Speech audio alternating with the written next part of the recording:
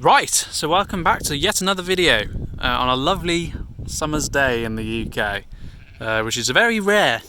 Today's going to be on this video on this Cherokee, which in some part of the world is called a Liberty. Everybody always gets really mad on these American forums when I post anything about it for me calling it a Cherokee, but it is called a Cherokee here, as you can see down the side.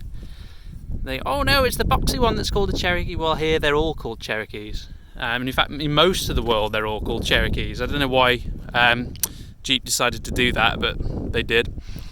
I bought this about 3 months ago as a sort of replacement work vehicle. But to be honest, I was expecting it to be absolutely diabolical. I sold my Land Rover Defender, which I rebuilt from the ground up in order to buy a piece of property, which unfortunately fell through because the council I was buying it off, it was like a farm. And the farm I was buying, the council then decided they didn't want to sell it. So I'd sold pretty much everything I owned because they would only take cash for this farm because it was in such a state. And then they decided they didn't want to sell it anymore, which is a right pain. But as I say, I was expecting this to be absolutely diabolical. But in reality, it's a pretty good car. We've got a bit of family history with these. My dad bought one brand new in 2006. This particular one is obviously in 2005 on an 05 plate, which means it's the lower tax in the UK. It only costs £325 a year, whereas anything after an 06 plate costs about £575, so a fair saving by going a year or two older.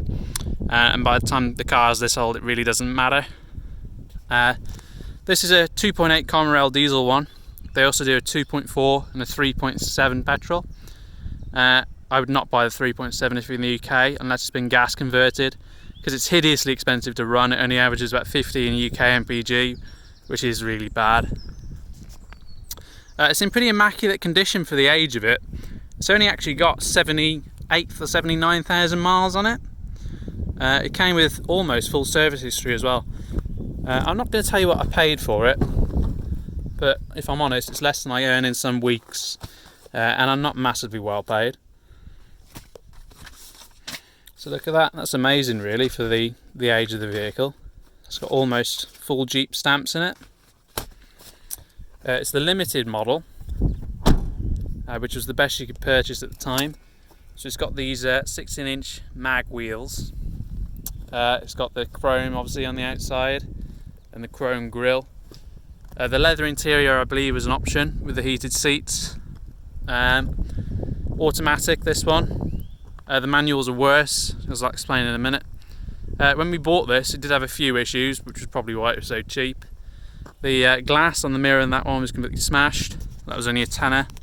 The bonnet struts just fell down every time you open the bonnet, but I replaced them again for about a tenner. The tyres were absolutely hideously bald. So much so that every time we went around any sort of corner, the back end just slid out. And considering these only have 161 horsepower and 295 foot-pounds of torque, yeah. But I replaced them with these Event ML698s because it was such a cheap car and I didn't anticipate keeping it forever. Rather than put expensive all-terrain TAs or something similar on, I chose these. These are a copy of a general grabber pattern, but they're actually amazingly good. They only cost me £300 for the whole set, and they're quiet. They seem to last well. They handle well. They go well off-road, especially in the summer when the ground's dry. It did a few other issues as well. The A-frame under the back suspension, which I'll show you now, if I can get to it. Let's have a look, see if we can get under here. There it is there. You've got a bushing there and there, and you've got a ball joint at the back. And both bushings and the ball joint were completely shot, so I had to replace that. But that was only about £70. I also had to replace the cam belt. Well, I didn't have to replace it myself because I don't touch cam belts. If you do them wrong, your engine's had it. So I did take that to a dealer to be done, and that cost me about £400, but was well worth it really, because if that goes, the car's scrap. This has had all its recalls done. There's 6 or 7 recalls on these, I believe, from factory. One of which is for the fuel tank at the back, because if anything goes into it, they say it can explode or set on fire, you know what I mean.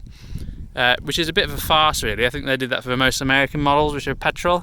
Obviously this being a diesel doesn't just spontaneously ignite for no reason.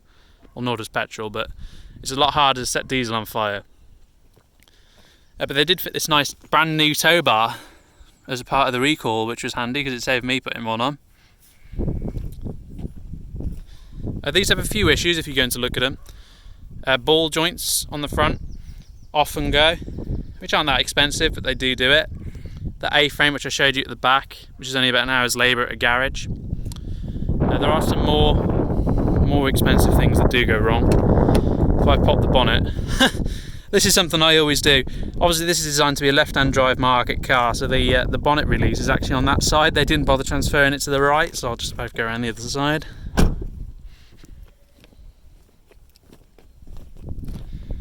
Again, apologies for the film, and it is only me on my own because of this bloody corona.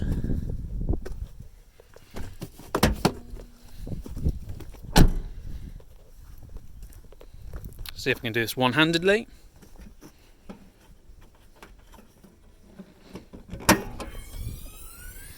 So there it is, the 2.8 litre diesel.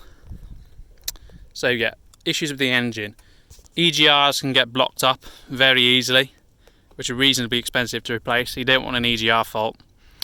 MAP sensors, or MAF sensors here, these two, they can get clogged up pretty easily, and they cost about £100 each. This did have a code pop up for the MAF, but I just cleaned it up and took it on a good run and that sorted itself out. I've done about 2,000 miles since then and not had any issues with it.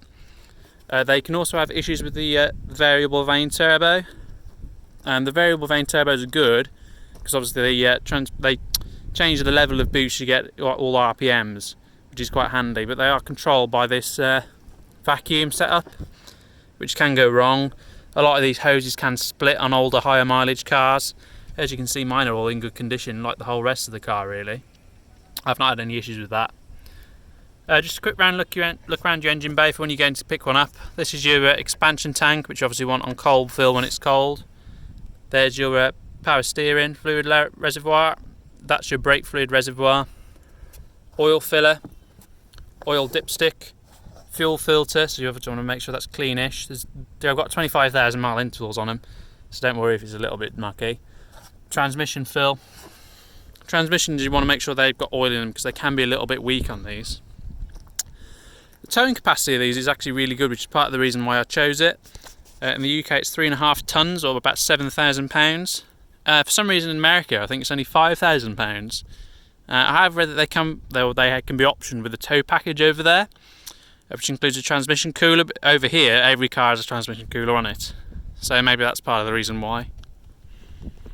It's got a fairly big battery on it. Luckily mine's brand new when I bought it, which was probably worth about a tenth of what I paid for the car. VIN number location is there. You can also plug into the computer and that'll tell you the VIN, which is quite good to do. Let's have a look inside. So as I might have mentioned, you've got leather throughout.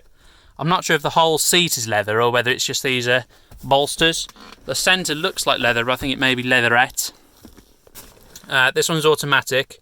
As I mentioned earlier, the automatics are better because they come with a better four-wheel drive system.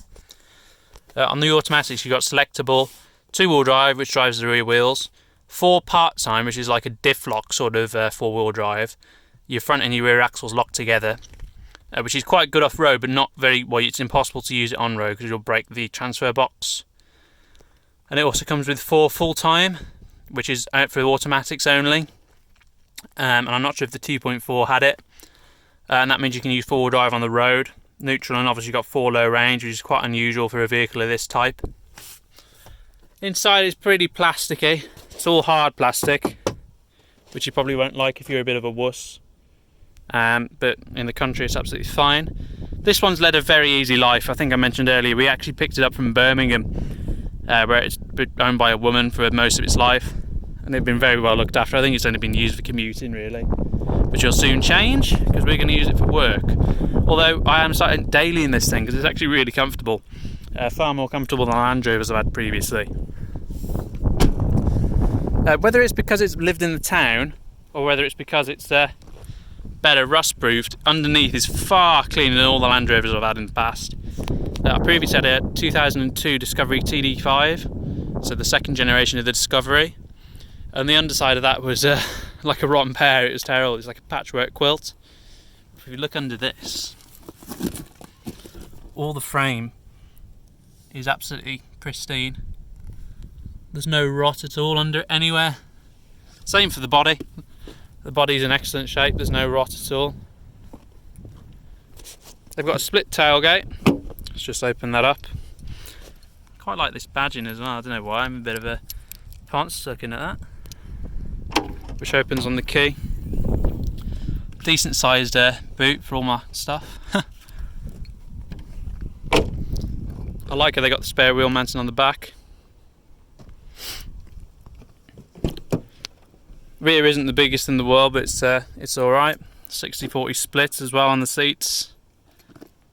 If you're watching this in America, you probably think it's a bit of a wussy car, but over here they're probably, well, they are some of the biggest ones you can get. Let's have a sit inside it now. As I mentioned earlier, electric operated and heated seats.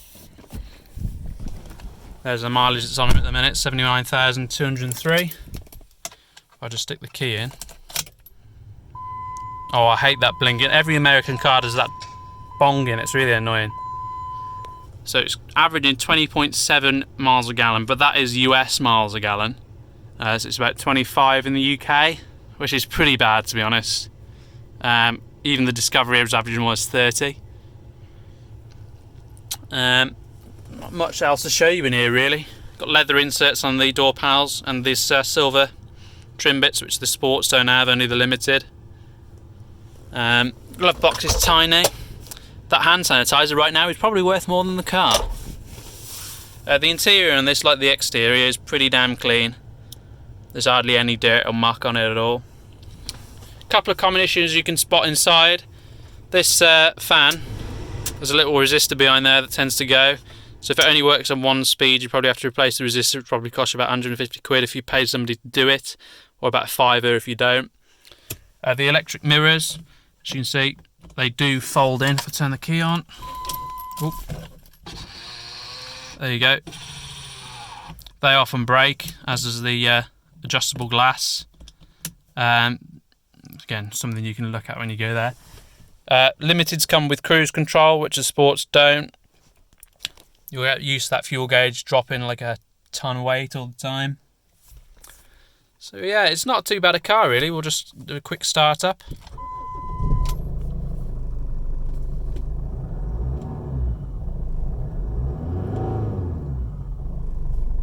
Pretty nice sounding engine really. Not very intrusive into the cabin. I'll take you for a little drive up this track. The transmission is a 3-speed with overdrive on 2 gears. It drives a lot like a car, this, to be fair. Every Land Rover I've driven drives like a lorry. Oh, shut up, you American bongin. I don't know why. All American cars do that. I don't know why.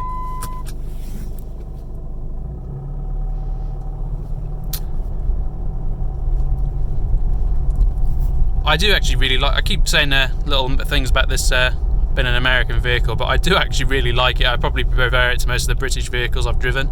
I've always had a bit of a spot for Jeeps, and they're so cheap over here. They're just like this, and even the Wrangler really. You can pick up a 10-year-old Wrangler for like 6-7 grand.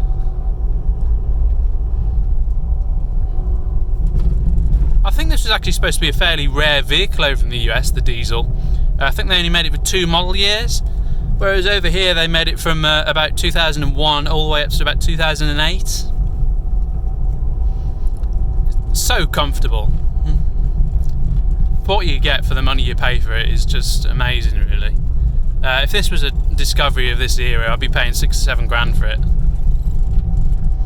If you go and look on Auto Trader, you'll see what you can pick them up for. They are dirt cheap. This one's got a strange little aftermarket sat-nav put in it. As you can see up there, there's a microphone for it, and there's like a button down there. You click that button and this woman speaks to you and she says, "Where do you want to go?" It's really odd, to be honest. I wouldn't recommend it. The previous owners paid for this year, although I'm just going to use my TomTom.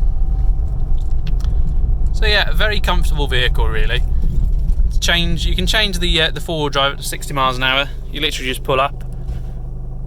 So there's part time, there's full time, and you just go.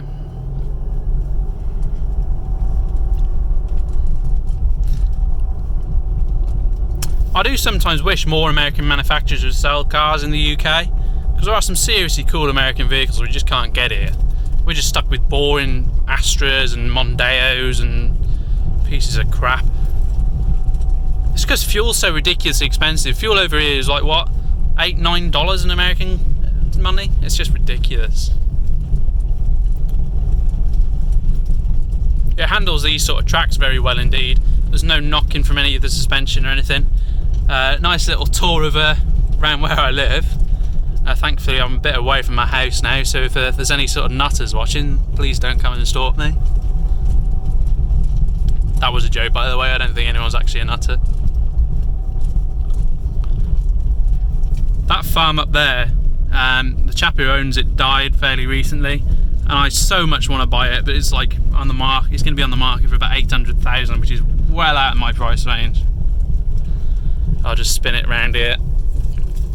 The power steering as well, that's another thing which I've noted is extremely light on this compared to, again, the Land Rovers I've driven in the past. So yeah, if you're an American manufacturer watching this, please bring some more Chrysers and stuff over here, because I'll buy them. As long as they're really cheap, obviously.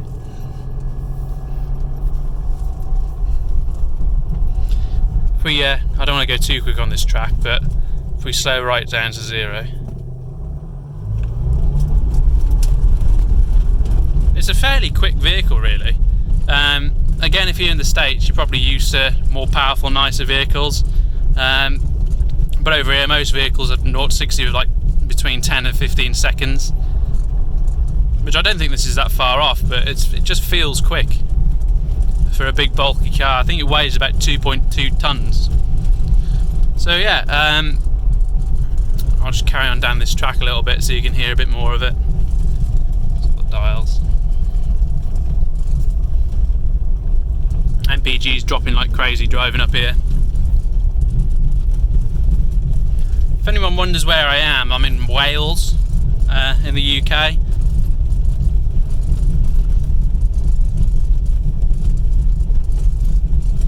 So yeah, I think that's about enough for now. You can see them sheep in the fields and that. And yeah, I'll see you in the next one. Subscribe please, because I'm trying to get to 1,000 subscribers. If I do that, I'll continue making videos. Alright, cheers.